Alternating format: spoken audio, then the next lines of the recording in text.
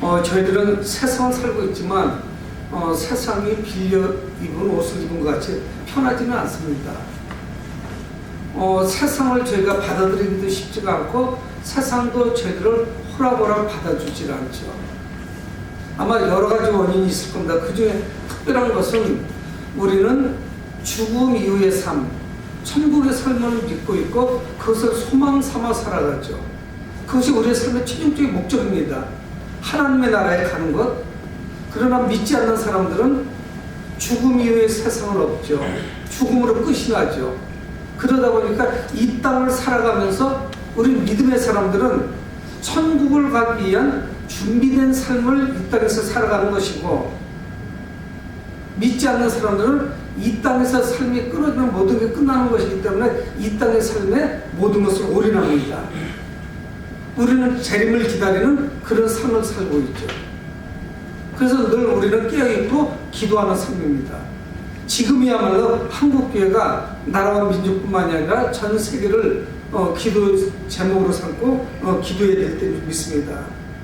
여러분, 우리가 기도해 본 분들은 잘 아실 거예요. 기도를 하다 보면은 이 기도가 생각만큼 빨리 응답되지 않습니다. 기도하면서 때로 지칩니다. 응답이 안 돼요. 하나님께서 반응을 보여주시지 않아요. 그러니까 욥 같은 경우에는 앞으로 가도 하나님이 계시지 않고 뒤로 가도 하나님이 계시지 않고 좌편에도 우편에도 하나님이 계시지 않는 것 같아서 금방 힘들어하죠. 기도를 많이 하면 많이 할수록, 정말 기도의 사람이 있는 사람일수록 기도가 잘 응답되지 않는다는 것을 누구나 알고 있거든요. 쉽게 응답되지 않아요. 그래서 기도하는 사람들이 흐지부지 그 기도가 끝나는 경우를 우리는 자주 보게 됩니다. 그런데 오늘 성경은 우리에게 뭘 말씀하냐면 기도의 능력이 없는 것이 아니다, 기도가 무기력한 것이 아니라는 것을 우리에게 말씀하고 있습니다. 여러분, 하지만 교회 내에 기도의 그 능력을 잘 인정하지 못하는, 좀 실감나지 않는 그런 성도도 있을 거예요. 기도는 하긴 하는데 기도가 그냥 하는 것인지, 기도의 능력이 있는 것인지, 기도가 응답되는 것인지, 분명히 반응이 오는 것인지 잘 인정하지 못하죠. 그러다 보니까 기도하지 못합니다. 때로는 바쁘기도 하고 시간도 없고, 또 그리고 이 기도라고 하는 것은 계속적으로 해서 습관이 젖어 있어야 되는 것이죠. 그런데 오늘 성경은 저희들에게 이 본문 말씀을 통해서 우리가 어떤 자세로 기도해야 되는 것인지 그 자세에 대해서 말씀을 하고 있습니다. 지금 전 세계적으로 어수선하지 않습니까? 우리나라도 마찬가지고, 사람들이 모이는 곳에 사람들이 가지 않으려고 하고, 가급적 아이들도 밖에 내놓지 않으려고 하고, 그리고 학교들마다 개학을 연기해도 된다고 하는 그런 뉴스도 접하게 되고. 여러분, 오늘 본문 바로 전에 예수님께서는 17장에서 종말에 대해서 말씀을 합니다. 우리도 마지막 때를 기다리고 있잖아요. 예수님께서 초림하셨고 처음 오셨고 다시 오시죠. 두 번째 오십니다. 그럼 그걸 우리는 종말이라고 하죠. 마지막 때라고 말씀하죠. 이 제자들이 종말을 기다리다가 여러 가지 어려움이 있을 거예요. 그럼 낙심하게 되죠. 힘든 일은 이루 말할 수가 없습니다. 종말의 때에 대해서 요한계시록이 말씀하잖아요. 1장에서부터 20장 뭘 말씀하냐? 악의 세력들, 불의한 자들과 싸워서 승리하라는 것이에요. 여러분, 승리하는데 답답해요. 무기를 들고 싸우는 것이 아니고 우리의 싸움은 혈과 육의 싸움이 아니요 공중의 권세 잡은 자, 악한 영들과의 싸움이거든요. 혈과 육의 싸움이면 힘을 기르면 돼요. 근육을 키우고 주먹을 키우면 돼요. 근데 이건 영적 싸움이에요. 그래서 예수님은 요한계시록을 통해서 우리에게 어떤 메시지를 주냐면, 이 종말의 때에 악과의 싸움에서 승리해야 되는데 세상 사람들이 싸우는 그 방식이 아니고 예수님이 보여주신 그 방법이 있잖아요. 십자가에서 죽으시면서까지 세상을 사랑하시고 승리하는 것, 그 방법을 우리에게 가르쳐 주시니까 이 제자들이 주님이 오실 때까지 기다린다는 것은 이루 말할 수 없이 힘들죠. 지칩니다. 낙심하게 되죠. 더군다나 이 재림이 늦어지죠. 그렇게 말씀하시고 2000년이 흘렀으니까. 그러면 더 지치게 됩니다. 낙심하게 되죠. 또 어떤 사람들은 주님을 떠나가게 될 것이에요. 이 기다렸는데 기다림의 소망이 약해지죠. 그래서 흐지부지 돼버려요. 그래서 예수님은 이때에 제자들이 어떤 삶을 살아가야 되는지, 이 시대를 살고 있는 저희들도 마찬가지예요. 지금 우리는 어느 시대를 살고 있냐면 이미 하나님 나라는 이루어졌어요. 예수님이 오시면서. 그런데 지금 완성되지는 않았어요. 이미와 지금 사이를 살고 있죠. 이미 주님이 오셨어요. 근데 주님께서 아직 재림하시진 않았어요. 그 사이를 지금 살고 있어요. 제자들은 과연 어떤 삶을 살아야 되는지, 저와 여러분들은 어떤 삶을 살아가야 되는 것인지. 그래서 오늘 1절에 항상 기도하고 낙심하지 말아야 될 것을 주님이 말씀하는 거예요. 항상 기도하라. 항상 기도하라는 거예요.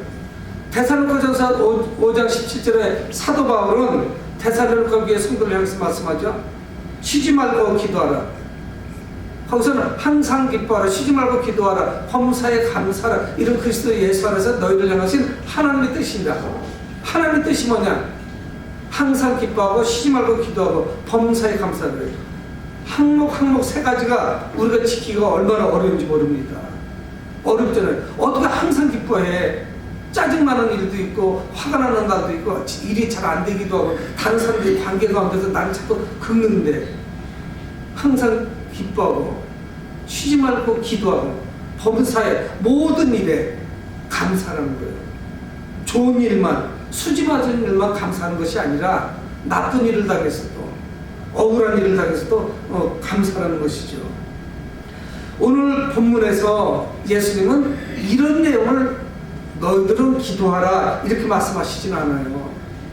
무엇을 기도해야 될지는 주님은 안 가르쳐 주셨어요. 근데 앞뒤 문맥으로 볼 때 이게 종말 가운데 끼어 있어요. 앞에도 종말에 대해서 말씀을 하고 뒤쪽에도 종말을 말씀해요. 이유로 봐서는 예수님이 우리에게 원하시는 것은 뭐냐? 하나님의 나라가 이 땅에 이루어지는 것을 위해서 기도하는 것입니다. 그 주기도문 해야 되죠. 주의 나라가 이 땅에 이루어지기 위해서 주기도문 가운데도 있잖아요. 그 내용이. 여러분, 우리가 기도하지 않고 마지막 때를 살 수는 없어요. 기도해야 돼. 항상 기도해야 되는 거예요. 그럼 잠도 자지 말고 기도하냐? 그 말씀이 아니죠. 깨어 있어야 된다는 것을 말씀하는 거예요. 영적으로. 항상 기도하라. 그리고 낙심하지 말아라. 오늘 이렇게 말씀하고 있습니다. 여러분, 기도하지 않으면 자연스럽게 낙심하게 돼요. 그건 뭐 100%예요. 기도하지 않는데 낙심하지 않을 도리가 없어요. 그리고 낙심하게 되면은 자꾸 기도할 수 있는 그 에너지, 힘이 자꾸 소실돼 버려요. 소멸돼 버립니다. 그러니까 이게 점점 가속화되는 거죠. 기도도 안 되고 낙심은 더 되고, 낙심하니까 기도는 더더욱 안 되고 자꾸 이제 수렁에 빠지죠. 여러분, 우리가 기도하지 못하는 이유는 무엇일까요? 아마 여러 가지 원인이 있을 거예요. 첫째는 바쁘고 분주하고 정신없이 살아가야 되니까 그래서 그렇겠죠. 그러나 그보다 더 근본적인 원인은 뭐냐? 하나님을 신뢰하지 못하기 때문에 그래요. 하나님을 신뢰하지 못하기 때문에.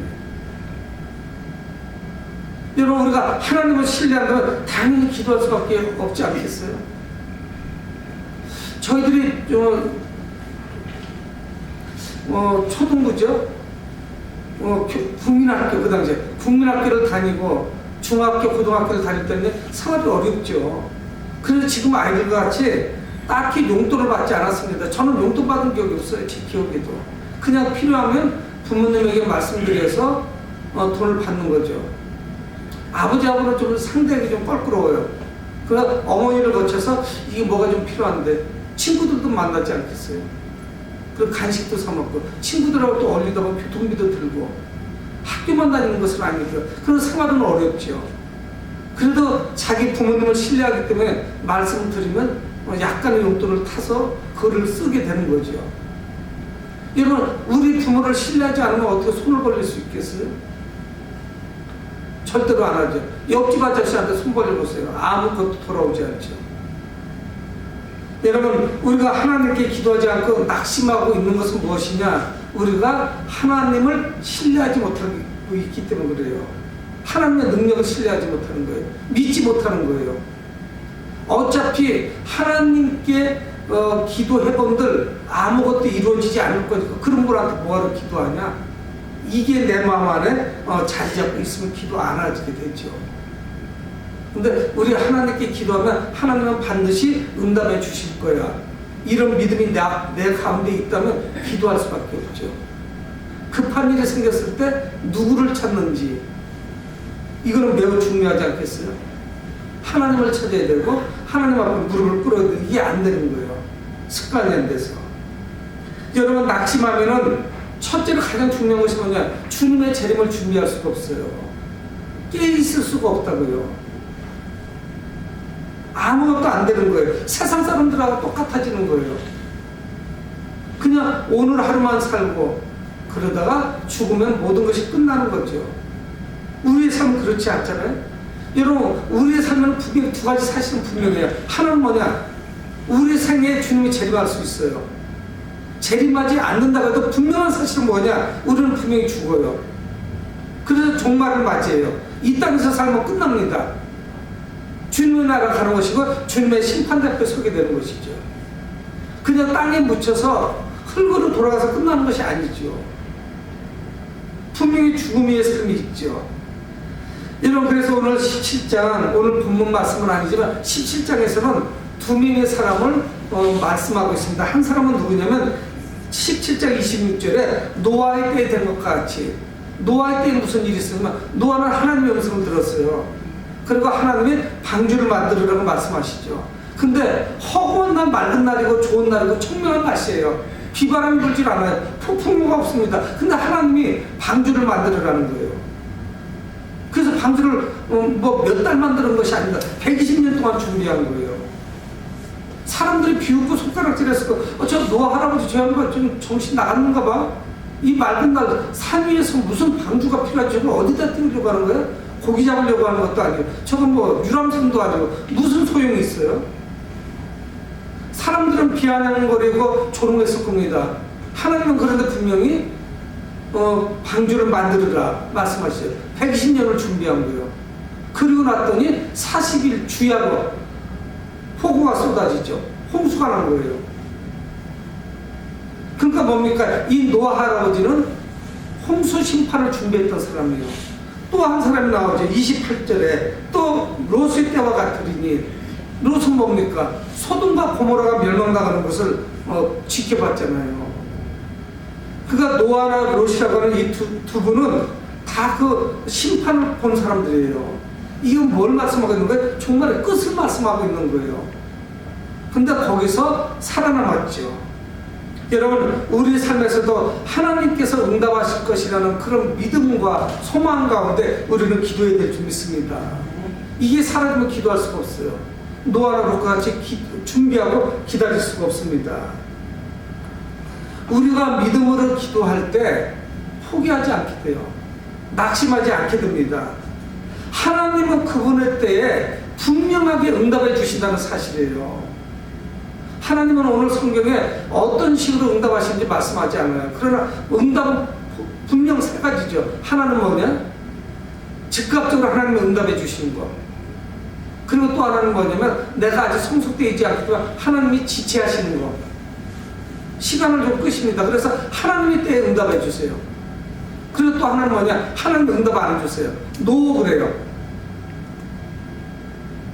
노 그러시죠. 그럼 우리는 응답 안 해주셨다고 막 불쾌하게 여기죠. 저희 손녀들도 마찬가지지만 저 호주에 가도 그렇게 했더라고요. 제가 부탁도 했고요. 아이들이 어리다 보니까 탁자나 이런 모서리에는 보호대를 갖다가 부착을 하고 콘센트마다 다 보호할 수 있는 걸 꽂아놔요. 아이들이 철사나 젓가락 같은 훅에 폈다가는 감전되죠. 위험한 거예요.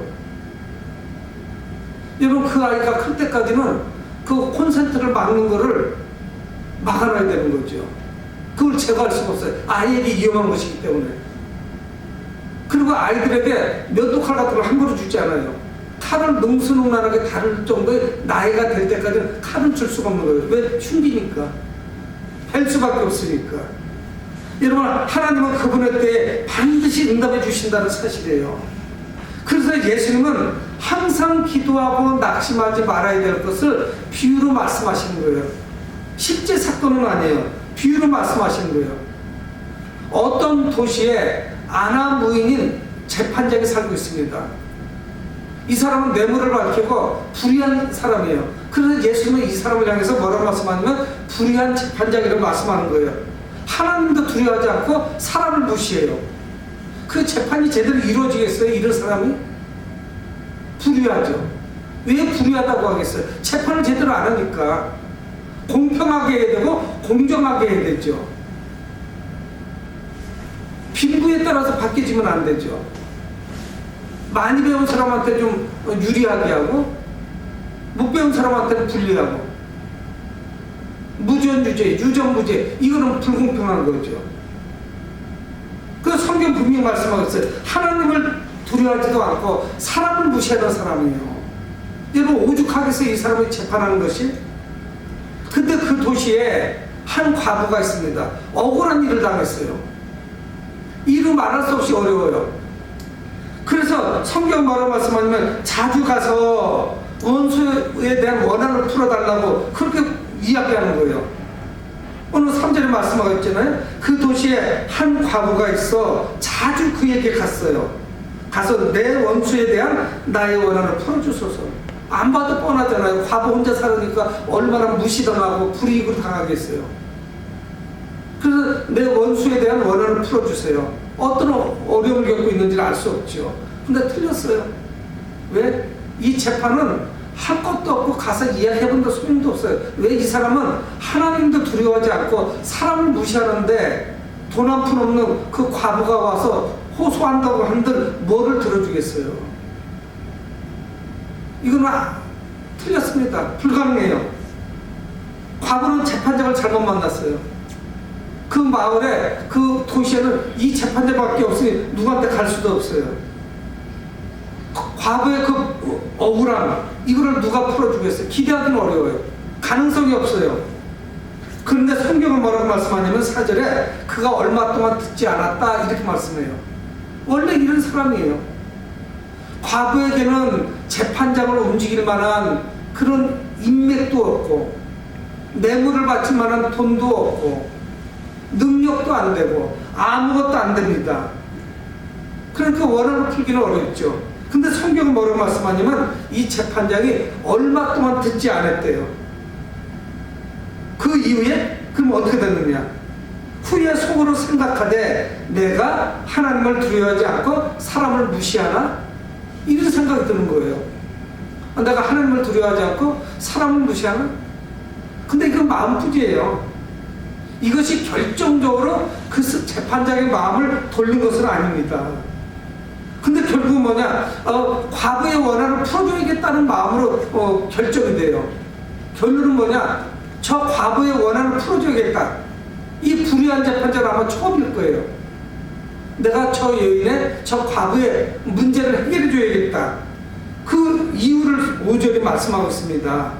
이 과부가 나를 번거롭게 하니, 다른 이유가 없어요. 사실 하나님을 대단히 두려워하지도 않아요.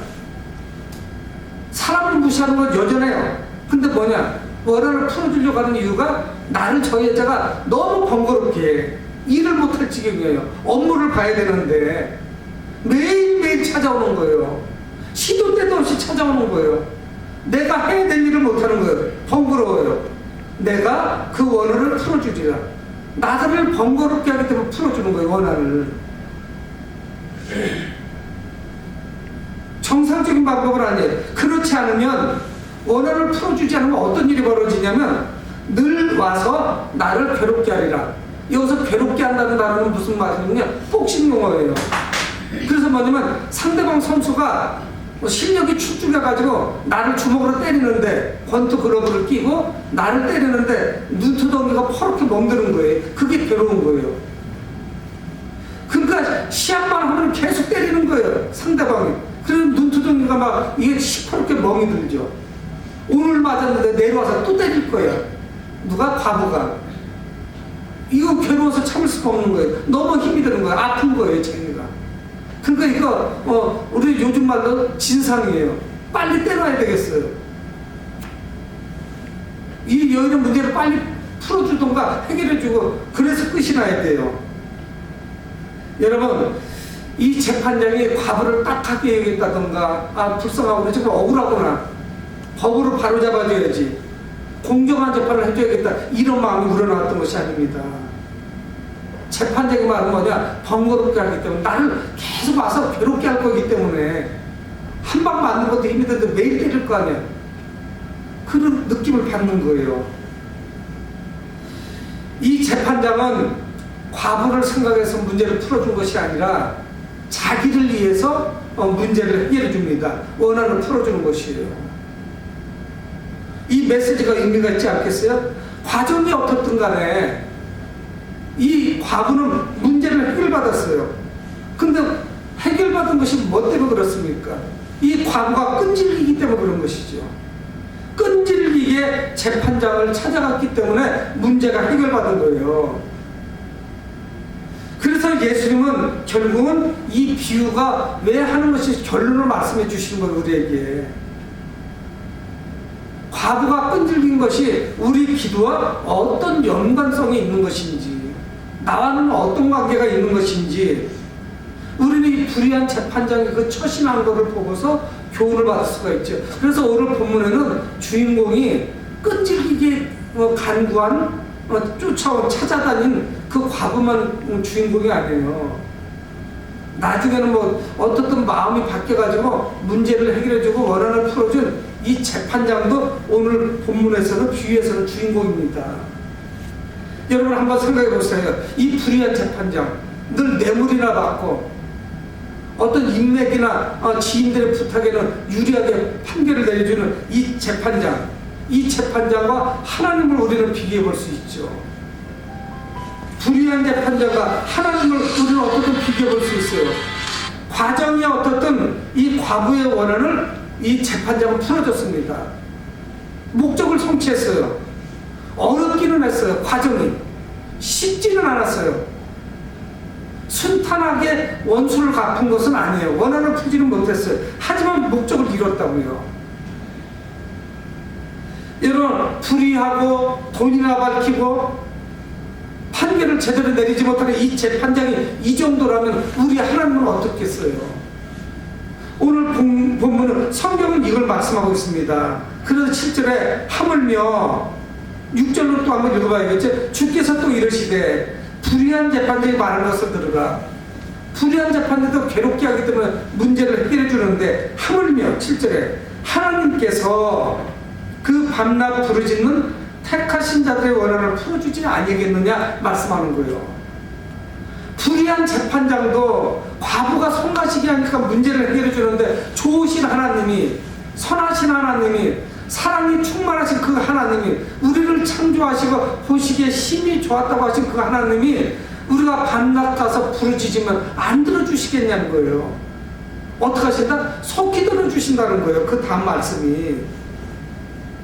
오래 참으시겠느냐? 7절에 말씀하고 있잖아요.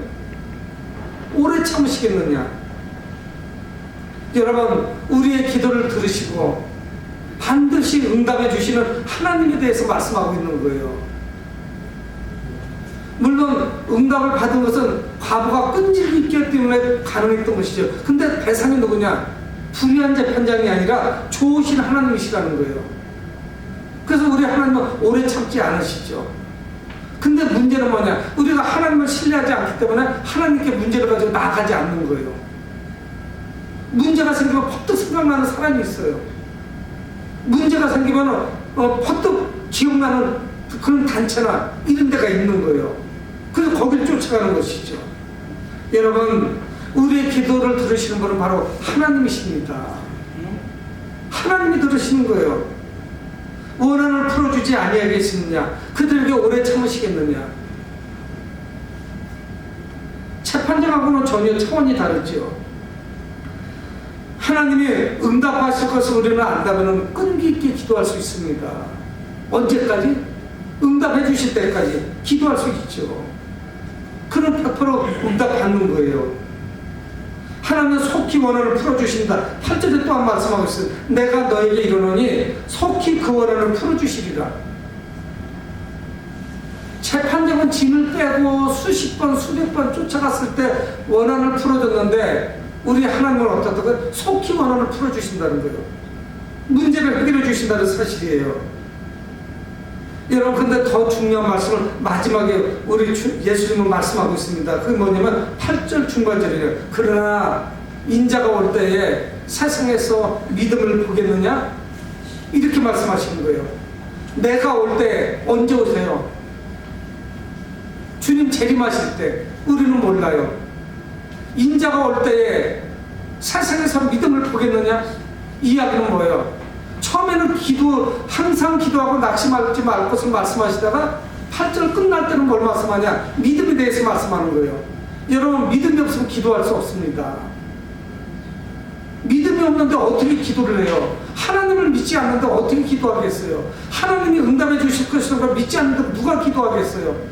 주님이 다시 오신다는 것을 믿지 않는데 뭘 기다릴 게 뭐 있어요? 남들과 똑같이 그냥 살면 되죠. 그 예수님 말씀은 뭐예요?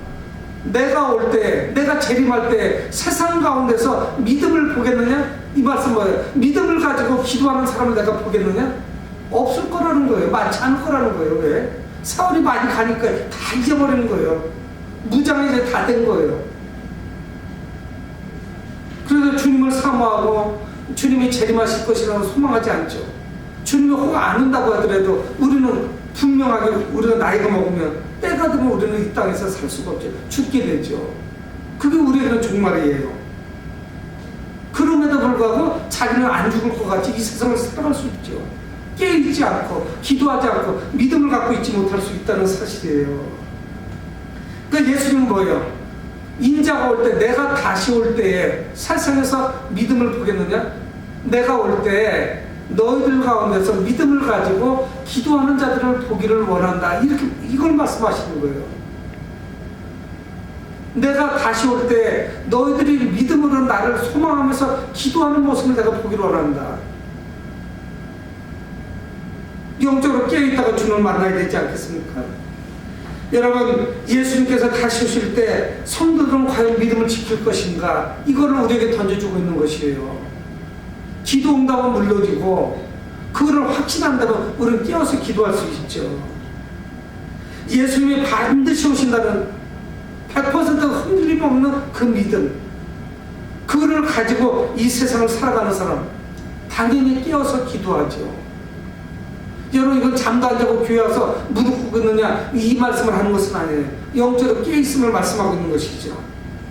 여러분, 하나님께서 우리의 기도를 들으신다는 그 사실을 잊지 마시기 바랍니다. 조금 더 의심하지 마시기 바랍니다.